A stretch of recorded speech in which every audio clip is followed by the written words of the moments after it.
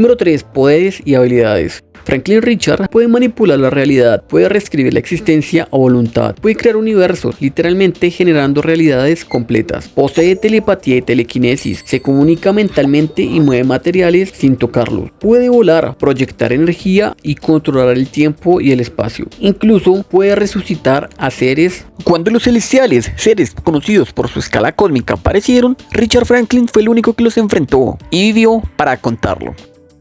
Por otro lado, Valeria Richards tiene un intelecto superior a nivel universal, puede crear tecnología de cuarta generación, puede hackear dimensiones y resolver ecuaciones cuánticas, posee habilidad para manipular a Doctor Doom, a Red Richards y entidades cósmicas sin poderes físicos. Valeria es el equilibrio entre la lógica de su padre y la empatía de su madre, pero con un toque de sarcasmo, audacia y sí, algo de arrogancia al heredar de su padrino Doctor Doom.